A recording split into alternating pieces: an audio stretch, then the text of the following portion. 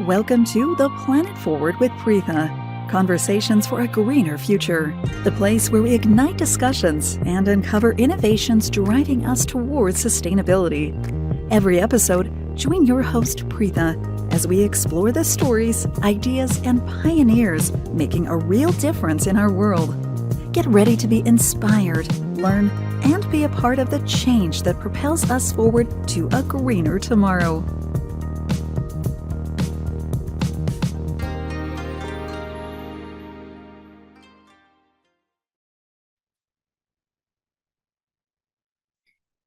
Hello, everyone, and welcome to another episode of Planet Forward with Preetha, Conversations for a Greener Future. I'm your host, Preetha Prabhakar, and today we have an extraordinary guest with us. Joining me is Akshay Guneti, a dedicated social entrepreneur and one of the co-founders of Greenworms. Greenworms is on a mission to enable a circular economy to eliminate plastic pollution and poverty in India. They work with 2,600 women waste-preneurs and 350 direct employees across 120 coastal villages, 6 towns, 3 cities, and 26 island villages, helping brands source recycled materials ethically with traceability. Supported by impact investors like Upaya, Social Ventures, S3IDF, and Acumen, Greenworms is making a significant strides in addressing social and environmental challenges. Akshay has devoted 2 decades to tackling the waste crisis, building partnerships, engaging communities, and raising funds to scale up operations. His passion for social and environmental issues through innovation and collaboration is truly inspiring. Akshay, thank you so much for joining us today. How are you today? Hi, Preetha. It's great to be on this platform, and thanks for giving us opportunity. I think it's 8 a.m. in the morning. It's a great start of the day with this podcast. Awesome. Thank you so much. I'm so grateful that you found time in your busy schedule to join us. And, just reading through your bio and the amount of work that you've done in the past 2 decades was like very inspiring. And I'd like for more and more people to learn about your great work. So this can be propagated at a much bigger scale.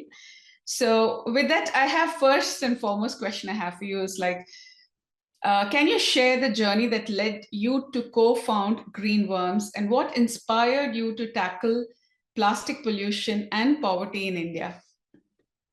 Right. So, Preetha, I think we all like pursue for some purpose, right? And there are people who found it at a very early stage, or and also sometimes the purpose keep changing.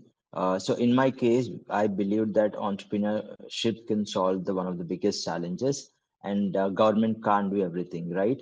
And Mm-hmm. how we can, and also I'm a great fan of some of the institutions like Ashoka and Ecumen, which have been encouraging social entrepreneurs. So I felt like, instead of complaining, we should take up this. And one of the crises that we are facing was environment, issues, because I was very connected to the nature since my childhood.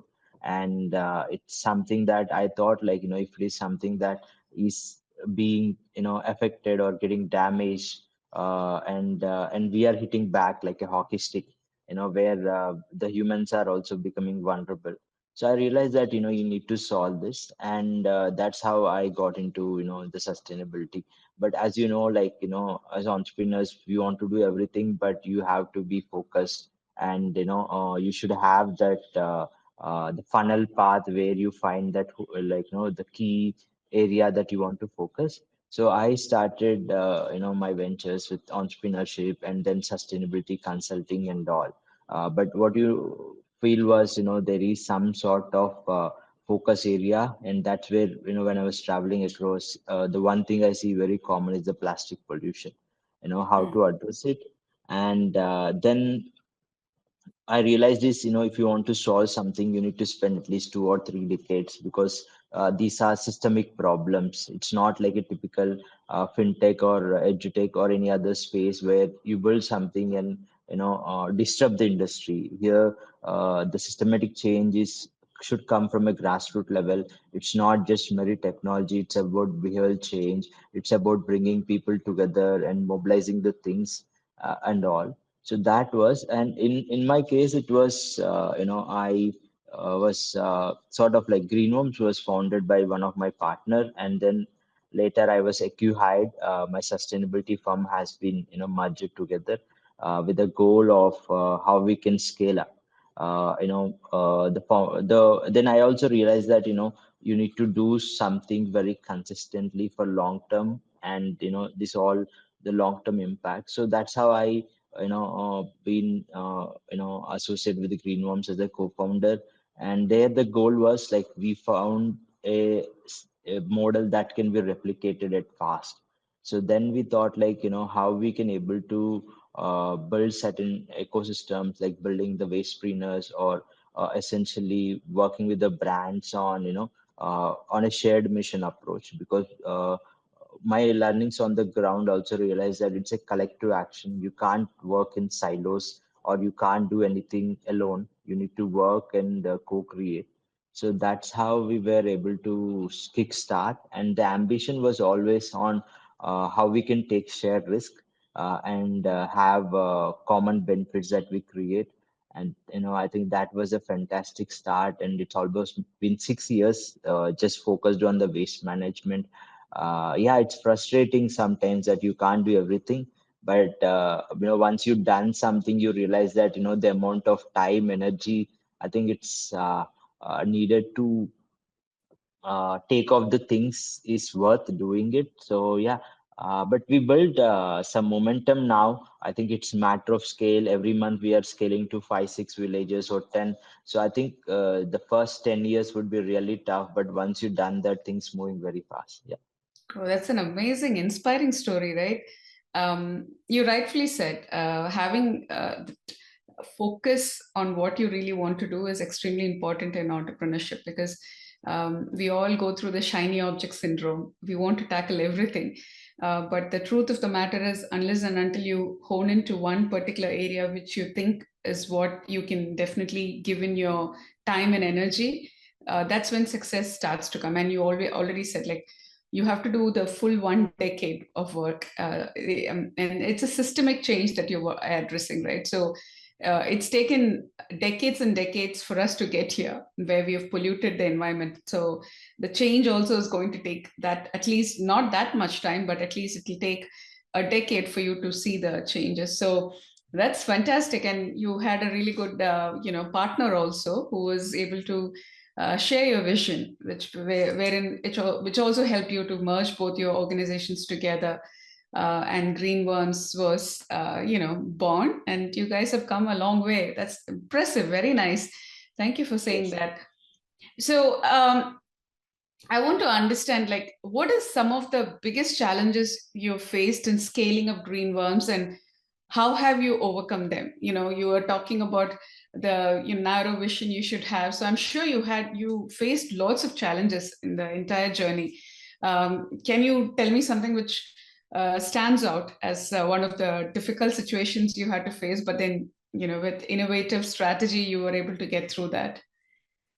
Right. I think the approach that we took was working at the last mile where the need is most, right? This was like sounds very fancy and important also, but in reality, there is no infrastructure, there are no resources, right?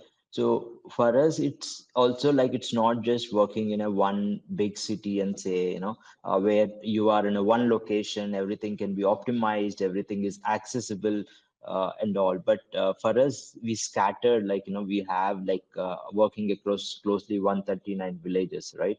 So it is very decentralized operations, and a lot of manpower required. So one was the mindset that we had during the COVID was before the COVID was, the government has to give the infrastructure and we will able to undertake our operations. But we realize that if that something that doesn't exist, or if there is a stereotypical situation, why don't you break it? So we started taking risk to build our own infrastructure, and that has been one of the game changer, because for every 100 kilometers or 150 kilometers, we have a one material recovery facility, and at least in the Okay. Kerala region. I think that was something really hard because people pursue the waste management is a very dirty sector. Even the landlords who want to give the lease of the land or the facility. So that was something that we started with one. It took a long to make it financially viable. Not just that, but also show to the local community, the waste collection and management is not just dumping and all, because there are a lot of misconception. So the second one also, it took little time, but once we shown that model, people are willing to associate with us. They are willing to give their land on long-term lease, all this. So I think so it's always on for us. We had shifted from a complaining mindset to how we can get this jobs done. I think that has been, and beyond that it was like, we are a social business, so it's not like where we are living in era where a lot of people are talking about automation. We are talking about creating dignified jobs. We are talking about safe working conditions, dignity, and fair wages. I think so. To do this, you need to become a cash positive company. You need to pay them well, take care of all this, and also become still a cash positive company. So that is something is we were able to accomplish it successfully and scaling every year. And yeah, third is, the we were able to change the perception. A lot of professionals earlier, we want to really hard sell them that work with us, but right now we are a team of 120 people, and I think we get almost like 10 to 15 hiring requests, because we were able to demonstrate that this is no longer a dirty job, and you can still earn well and still choose as a career, so that, from a complaining mindset to figuring out, and even now there is a challenge. We just see how we can do, but of course, in Indian version you have a short term jugaad things. We still do Yes. that, but hopefully we want to have a larger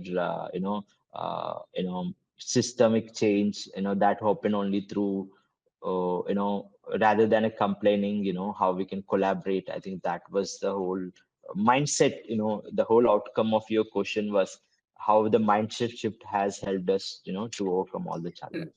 And what you rightfully said, right? In India, so many things. I don't think it's just India also. Rest of the world, we don't need to say India alone is like that. When it comes to waste, they have yeah, a taboo feeling. It is something, it's a dirty job. But surpassing that and also explaining the individuals, it's, yes, it may be dirty, but there is a lucrative thing, you can actually make a living out of it, proving that. And then when you said, right, you were establishing those centers, even the landlords were not willing to give their property because they felt you're doing dirty work. So breaking all the shackles and coming thus far is not a small feat at all. It is amazing that what you guys have accomplished. And now people are like, once you're already there, people are like looking back and asking how can they come and be a part of your organization in the journey that what you have embarked on, which is amazing. That's simply amazing. You didn't give up at all, no matter what. That is awesome.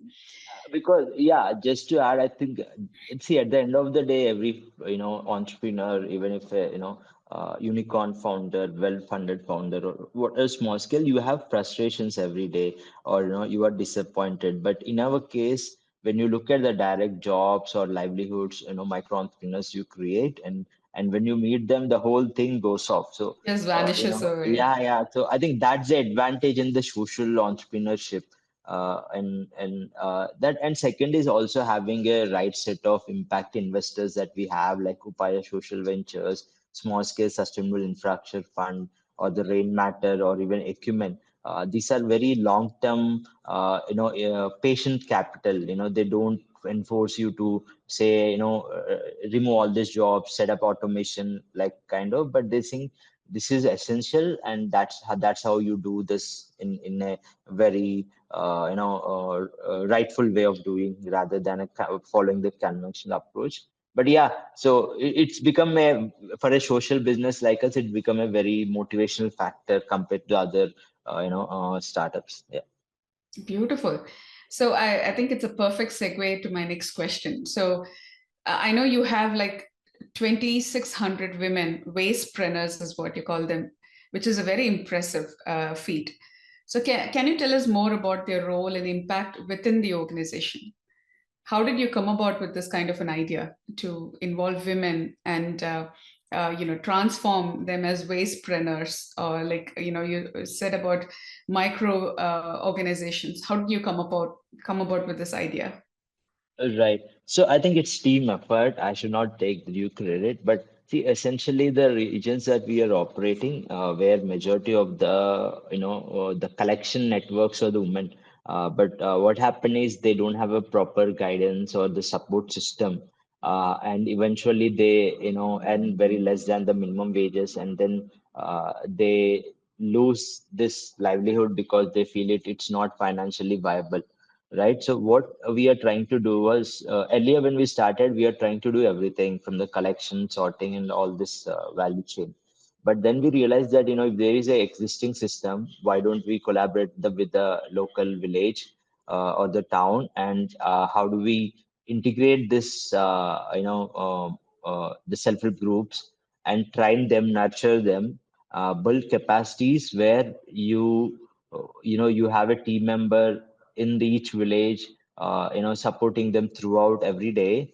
And also, like, we have over a year, when you start building this relationship, you also give them guaranteed minimum income, where they also feel that, okay, I if I work today, I will get the minimum guaranteed income, but also it can be beyond that. So that Mm-hmm. is also a sort of like a little performance based incentivizing them, but ensuring that whatever the external factors comes in, they get the minimum guaranteed income. And so this is one factor. Then we realize is, when you do that, they're also having that sense of ownership, and they also put equal efforts. That was the one factor. And second, we are able to do at a scale because we complemented the efforts done by integrating the self-help groups, where the focus was on the collection, and our focus was from the from the collection point in the village to taking to a facility, and then taking care of the next level of value chain. So that way we were able to figure out that model where we complement each other's skill set, and that way we are able to do it closely 139 or 140 villages. Yeah, so finding that, as on market, they say product market fit, you also need to have a right set of partners. So in our case, we recognized and just given them a platform for all the skills and all this to thrive together. Yeah. So one thing I really want to applaud you is um, women empowerment through your work, because I am very passionate about it, and that is one of the reasons why this podcast came into existence as well. I wanted to make sure that through this podcast, folks who are focused on sustainability, their voice is heard, and someone who's really focused on women empowerment. And from what you say, like you really understood that women take ownership, like you said, like when you give them the right tools, they take ownership, they're making sure that to see that it's getting completed. And then you expanded that, now you've gone to 130 plus villages there. So I'd like to ask you, can you walk me through the process? Like, let's say you are going to a brand new village, which you've not even established your organization yet. So when it comes to that, how do you go? How do you make sure that you build that cohort where you bring a set of women who want to be involved with your organization? How do you train them? How do you, can you please take me through that process? Yes, it might be little complex for the first time listeners, but yeah, let me try to break it down into simple way. See, basically, we work directly with the local self governments, and where we have, like, 1 or 2 or 3 years kind of a partnership. And once we have that, if there is existing collection system networks, we will integrate them. If not, there are different wards where they will ask for the women who are interested to come on board.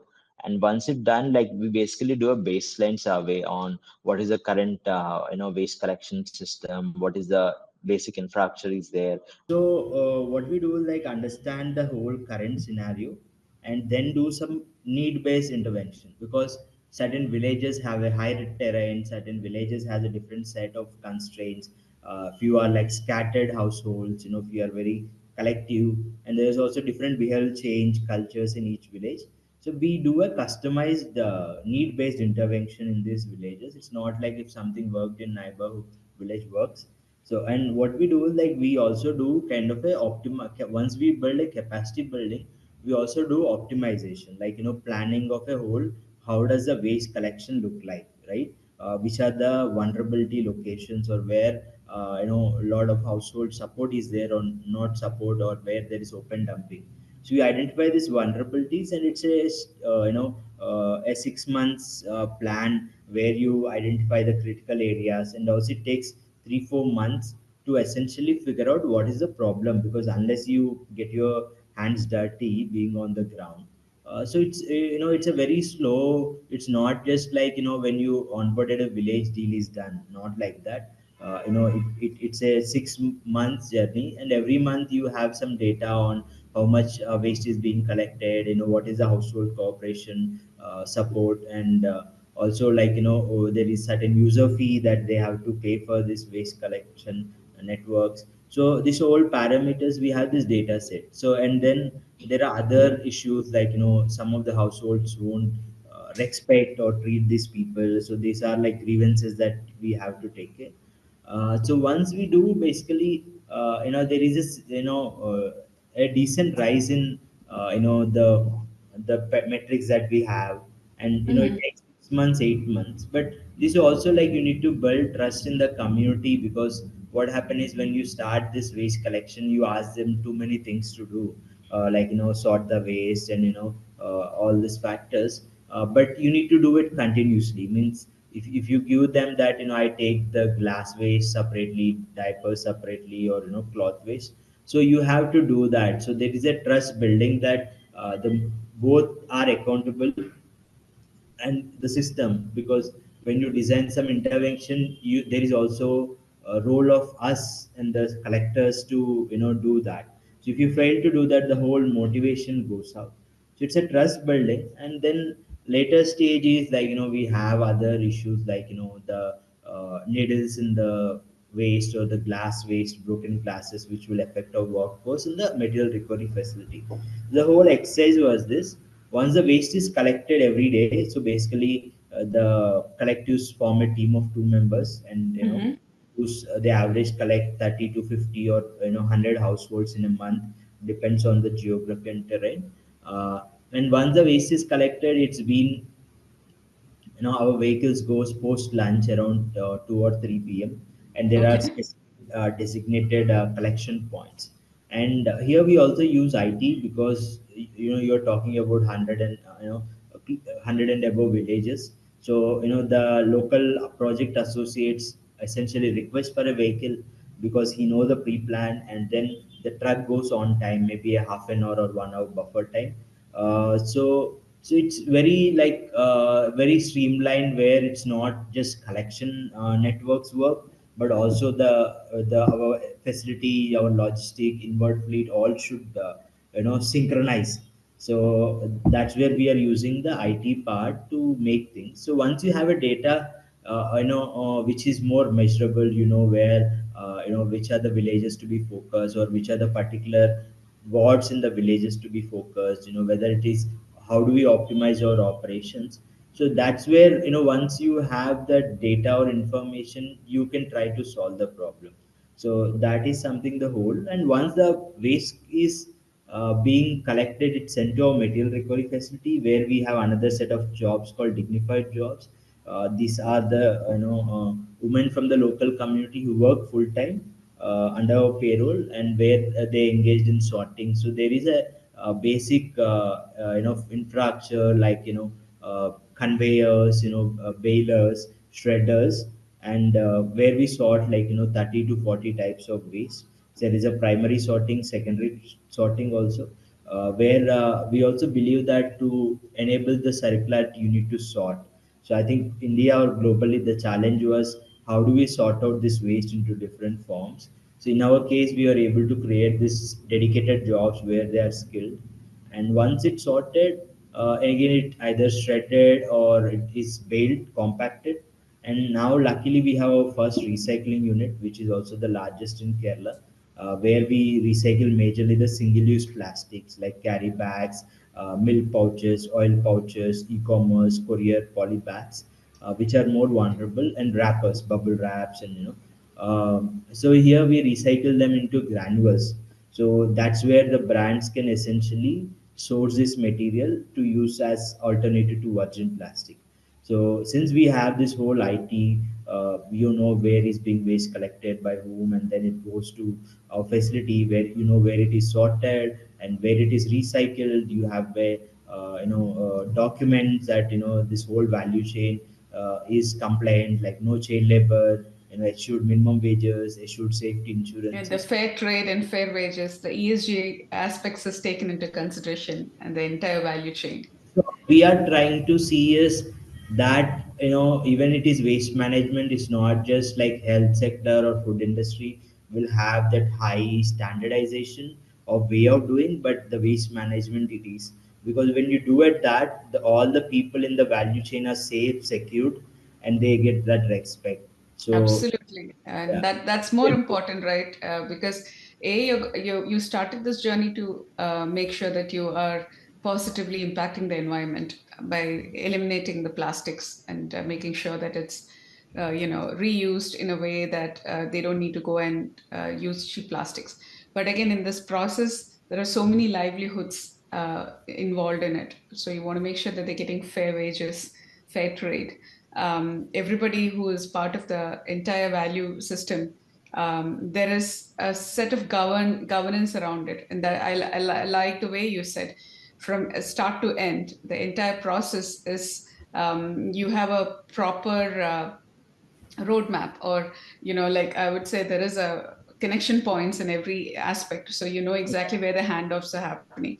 And technology, and without technology there's nothing in this world. We all know that. I think we've come to that point where with the advent of AI recently, we know everybody is after technology. And I'm a computer engineer by profession, so I'm a huge advocate of technology myself. And leveraging on those things is very important, right?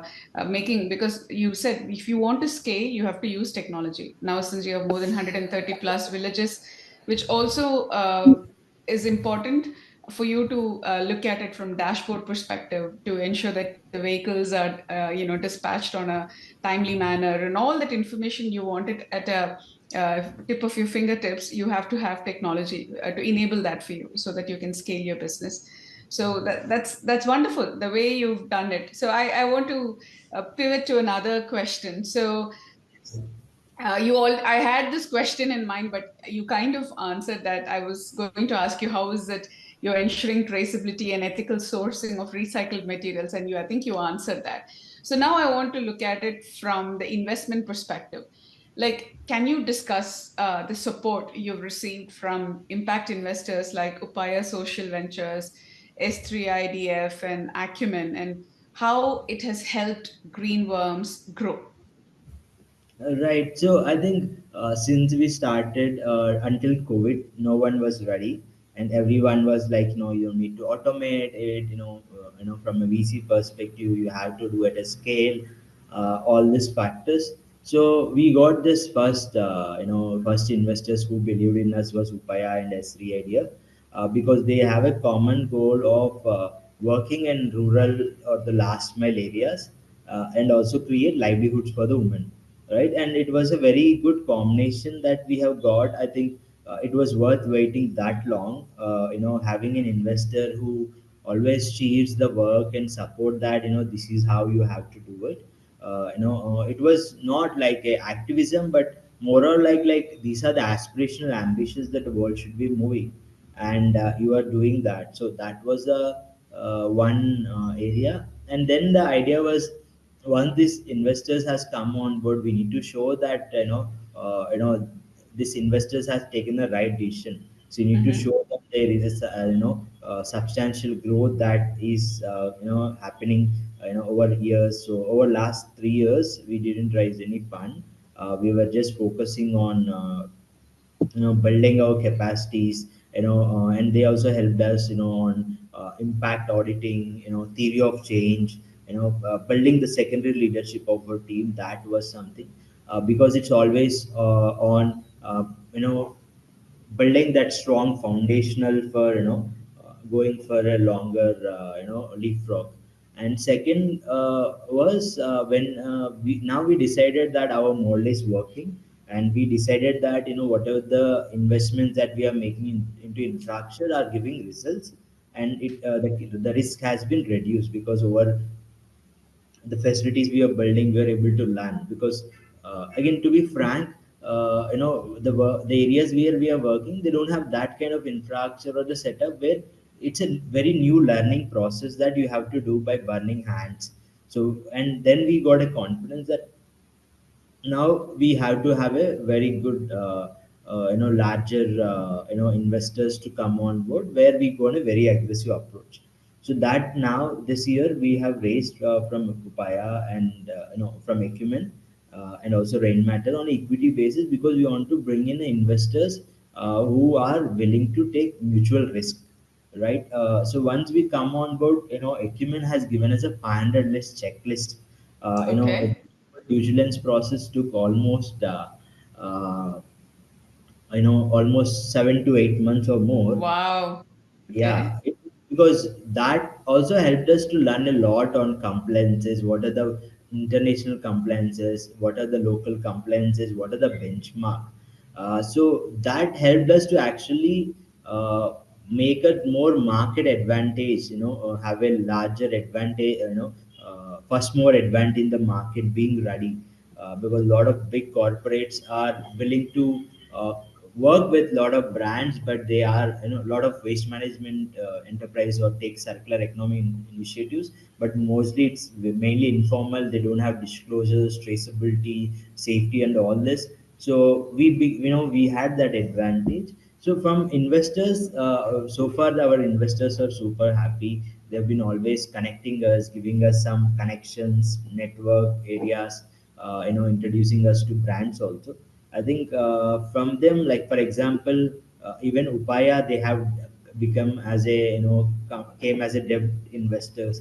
Now they also completely enrolled into our equity conversion. Equity. Oh, nice. So Wonderful. that That. itself is a confidence that usually Upaya can or SRIDF would exit, but they see in a substantial growth and they want to help us, because there is also a thing that there are very few limited organizations like us, companies like us doing this all in out, and they want to be part of it, and ensure that we continue growing, that there is no shutdown or that. Yeah, So I think any breakage in your process.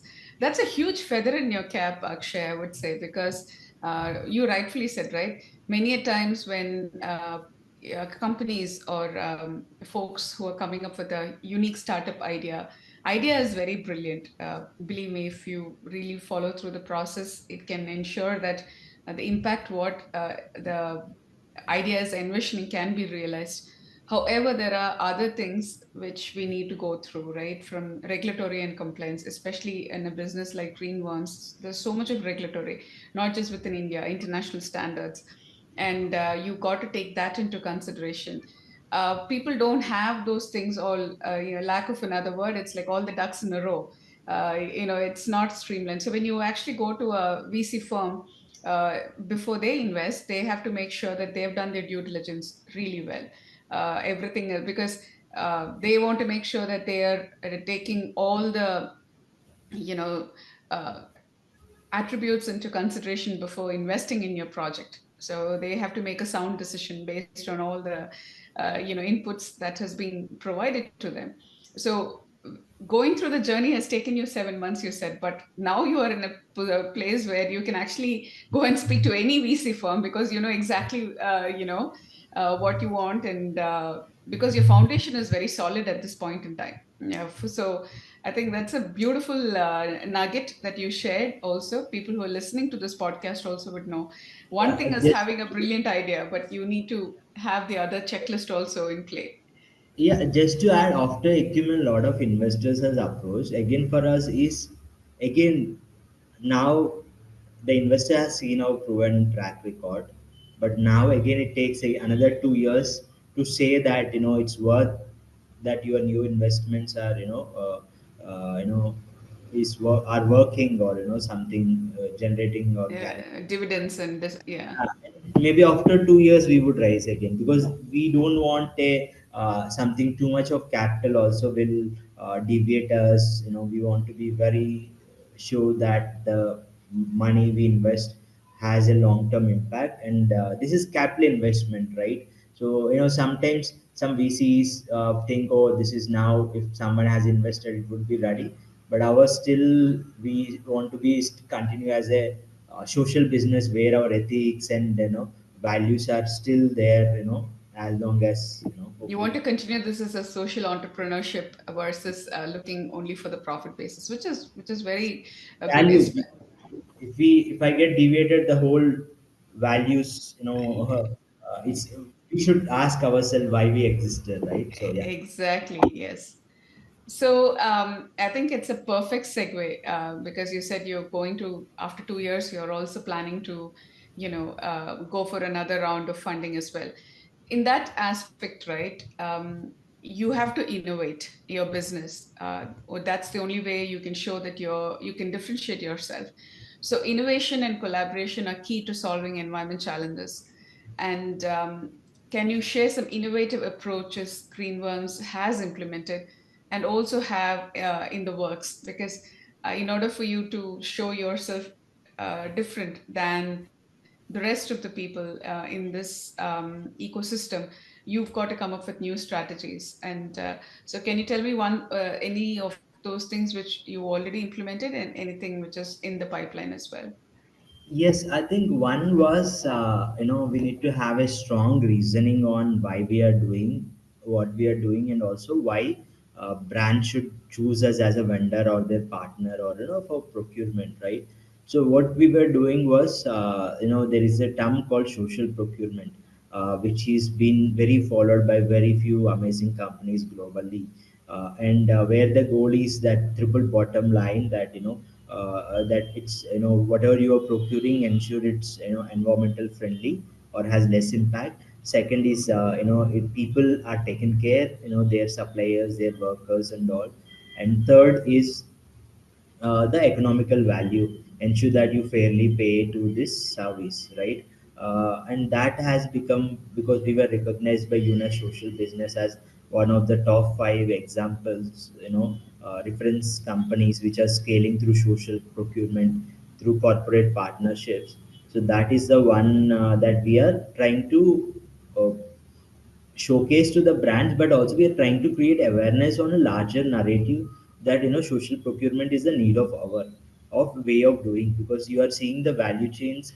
A lot of brands are being currently criticized where their manufacturers or their vendors are paid, where the product cost, the product they are selling is almost 30 to 40 times more.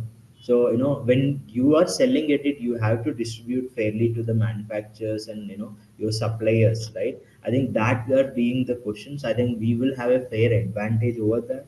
And second is, yes, right now you can do it physically on a demonstrate it. So, but right now we are also getting our fair trade certification, where Mm-hmm. brands can do that. So we are trying to make it easier for the brands with once we get a fair trade certification. And in terms of what, this is what we are heading towards, but what we done in the past or doing also was, see, the waste is not something like a single material, like Yeah. see some people who just purchase or procure pet bottles and then sort, recycle and all, right? But in our case we are managing almost all types of non-biodegradable waste, which is a current challenge, right? So and each, so we realize that it's just not valuable value chain as a recyclables, but you need to build a value chain for each material, whether it is currently recyclable or not. For example, One maybe the success story I have is the textile. We realize that Okay. 80% of our waste is textile waste, and most of it is contaminated and is going as a reject, right? Yes. Yeah. So how do we do that? So then we started building that, and it is essentially the textile. There is a value chain in India, but for pre-consumer textile waste, but not post-consumer. So the Okay. post-consumer, every cloth that you wear, everyone wears different, and it comes from different forms, and also it's a very tough, challenging. Then we take up the challenge.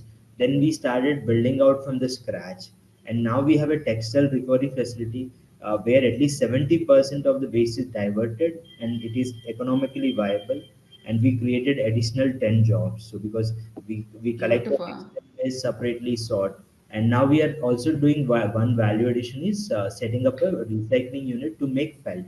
So there are automobile, furniture, construction, media and entertainment. Almost every industry uses felt as like acoustic panels, also as a heat insulator and all this. So right now they are using virgin. So there's a good way of using this non-native textile waste, which is low value, because I don't know this if my dress is cotton or mixed fibers, because now it's all multi fibers which are making too complex. So right now we are also finding a value chain for ceramics, value chain for footwear. Now next month we are setting up a footwear recovery facility. Now we are setting up a recycling unit for low value plastic. So again, we are trying, because we get a whole type of waste. The advantage that we have, and also liability is this.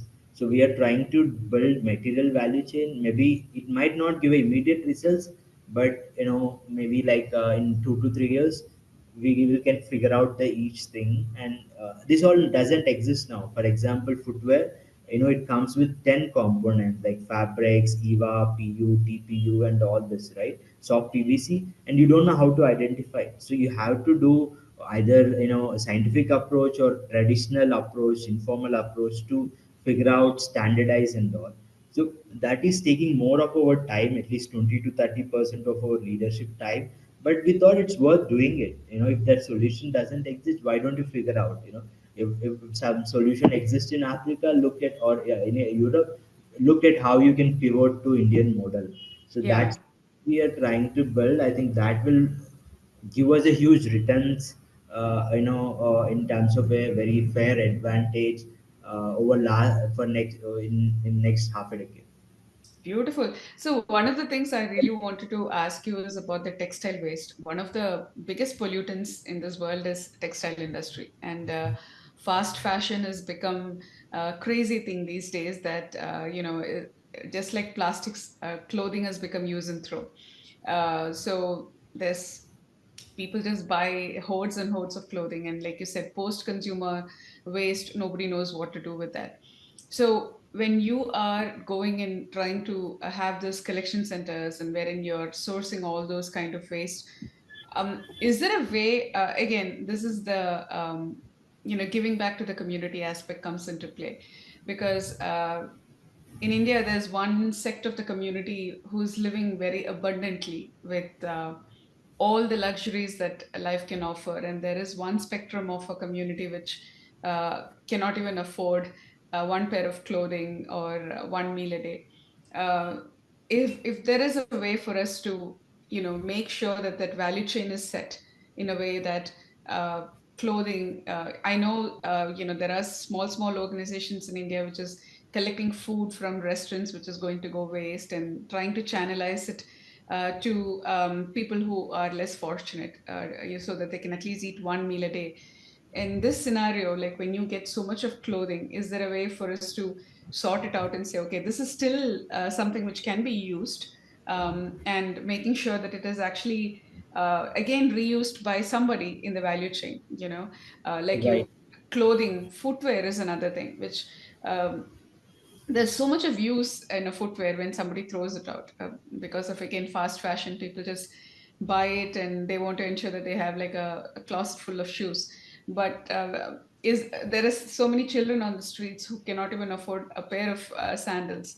So I'm just thinking about your circular economy, and this just came to my mind. Is there a way for us to do that? Yes, I think in plastic the reuse is something very complex because most of the single use are contaminated and all are meant for single use. So in textile, luckily, like if you look at our value chain, around since we majorly collect in the rural areas and the rural communities are very conscious. I think most of that we get is mostly used to a larger extent until shelf life, but close to around 20% we feel that there is a economical value or reuse value. So again the local community comes to a material recovery facility with entire family. Mostly 70% they come as a family. They choose the things and they buy at a very smaller cost. And right now we are also trying to set up a laundry kind of a system where these are being washed right now, so that they know that these are clean and safe. That kind of, I think that 20 to 30% is a very interesting reuse purpose. And then there is a another 30% being upcycled, and close to 20% going to recyclers, and there is 30-40% still it has a reject, close to 30%. So I think at what scale, I think right now in the reuse we are only till 20%, but essentially we have. But also the good part is most of the communities that we work are low income and they use their clothes still the best, which is also a good news, right? No, which is actually a good thing. They're making sure that they're not, throwing it, use and throw is not Yes. practiced. So, yeah, it's get disappointed sometimes. You see very good clothes because the amount of, see, forget about the economical value, right? To make a one denim or a t-shirt, the amount of water is being, Water right? resources, that's exactly where I was going. That we are not seen. I think right now we need to create more awareness on what it takes to make this product, right? I think because once you get the traceability or the product footprint, people might be little conscious. Right now they are only looking at whether I afford or not. So that from that mindset to, even if I afford, how much is the environmental impact I have? Do you really need?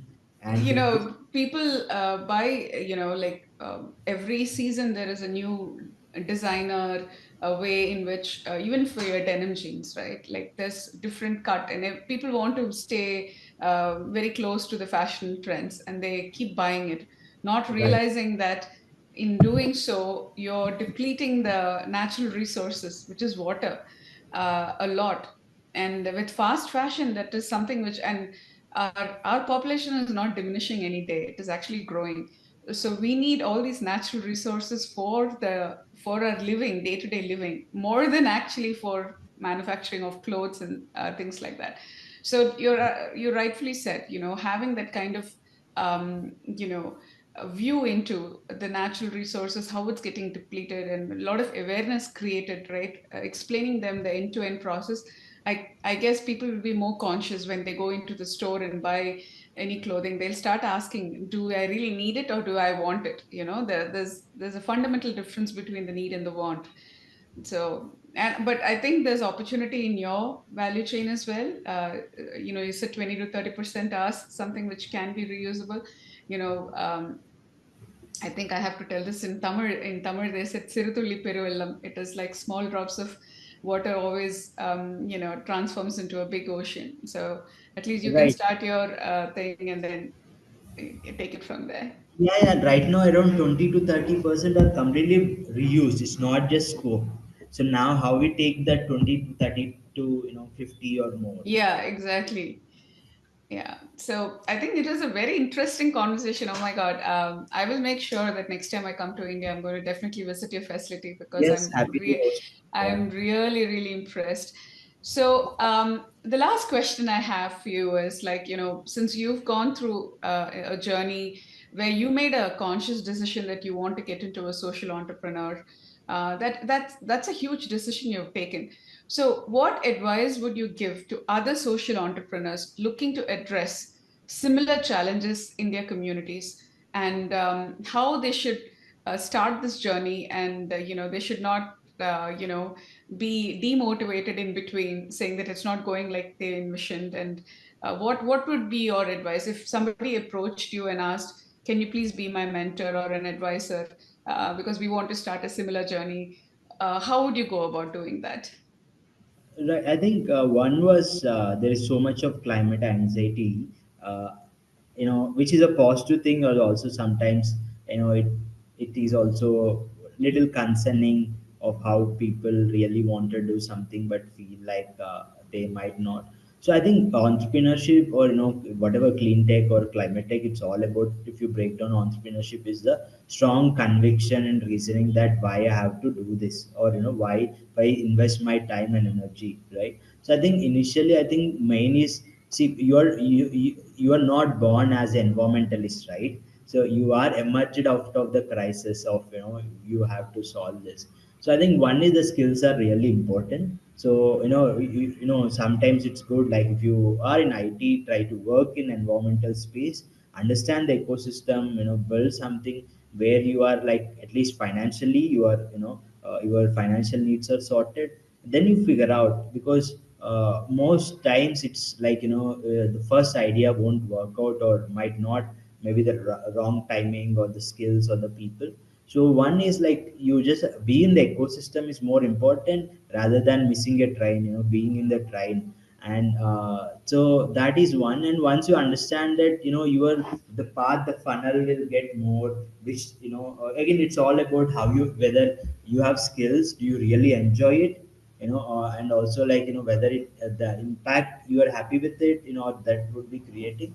So again, it's not always to create like jobs. There are other amazing startups which are completely automated, doing a larger impact. So every player has a role in it. Our mission is same ultimately, but paths are different, that the operational model we choose. So in our case, it's, we work in the rural, so we thought, like, the way, poverty could be a very good approach. So it's not necessary always. Just like, once you get into the ecosystem, you're skilled. I think sometimes you might also need to start as one person, and then, people will join you, and sometimes you need to really hard sell why you should join. So yeah, like, as long as you are financially viable, I think people will come long way, like how people has joined us, from changing to a dirty job to, these are the top 5 companies that I should work if I'm, in this sector. So, and second is also build network, like, earlier, I think for me, way back in 2014 or 13, I was very shy to ask for help or seek support. But now I'm like, shameless, I just see like I'm very reasonable, or try to add value or give back. I think, the as an entrepreneur, like, having a strong network would be, the capital would be secondary part. So yeah, like, you just need to get started. If you have a right skills, I think that skills will take you a long way. And yeah, a lot of people, but I seen like a lot of young people are really shifting their mindset from, switching jobs to environmental sector, climate tech, and also people. So I see like, the momentum that I had, maybe 10 to, 15 years ago, and now it's very positive, and the ecosystem is developed, right? Earlier, you don't have that ecosystem. Now you can access anyone on LinkedIn or through cold mail. So yeah, so I mean, we are living in a good and bad times, but I say more entrepreneurs is more hope. And again, how we engage the community and ensure that, they are also part of this, would be a great game changer. Awesome. I think that's a sound advice, what you gave, because when you started off, this kind of infrastructure was not there, but it has improved a lot, and there's so much of other medium available for people to tap into to find the resources. And none of us came into the universe knowing everything. Whatever we know, we learned here. So everything is learnable. This is how I go. So if you have the attitude of learning and a lifelong student, you can learn the skills are something which we all learn. So if you're passionate about it, and if you really think that you want to make a difference, I think you'll find a way to learn also. And Right. I firmly believe in it. So I think that's very sound advice what you gave, so thank you so much for that. um, Thank you so much, Akshay, for sharing your inspiring journey and the impactful work you're doing with greenworms. Your dedication is creating a circular economy and empowering communities is truly commendable. So, as parting, way, do you have any thoughts you want to say to our listeners? Yes, I don't have complaints these days, but in order to make the fast forward transition, let it be, to net zero or the circularity, I think we need to co-create this, and the only way was, to collaborate. And I think all of us has different solutions. I know we just need to see how we can complement each other. And at Green Homes also, we are trying to open up. Right now we have three joint ventures in pipeline, where the value chain was doesn't exist in the region, trying to bring the players from the outside. So yeah, I mean everyone has a role to play, like, and we need now more corporates coming in and opening up their value chains, and I think there is so much of pressure from the regulatory bodies also coming up. So the best time to take action is now, not later. Awesome. Yeah. It's today, it's now, this minute. Thank you so much. To our listeners, thank you for tuning in to this episode of Planet Forward with Preetha, Conversations for a Greener Future. If you enjoyed today's discussion, please consider subscribing, rating, and leaving a review on your favorite podcast platform. Your feedback helps us bring more inspiring stories to the forefront. Remember, you can connect with us on social media and join the conversation using hashtag Planet Forward with Preetha. Stay tuned for more enlightening episodes where we continue to explore the intersection of sustainability and success. Until next time, keep moving forward and keep the planet moving forward. Thank you and goodbye.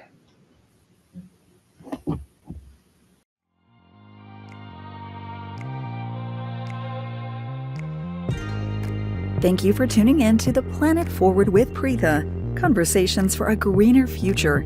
Together, we're exploring the innovations and stories that inspire us to think and act for a sustainable world. If you're inspired by today's conversation and want to be part of this journey toward a greener future, make sure to subscribe to our podcast on your favorite platform. By subscribing, you'll never miss an episode filled with groundbreaking ideas and actionable solutions. Let's continue to make a difference, one episode at a time. I'm Preetha, reminding you to make every day count for our planet. Until next time, keep moving the planet forward.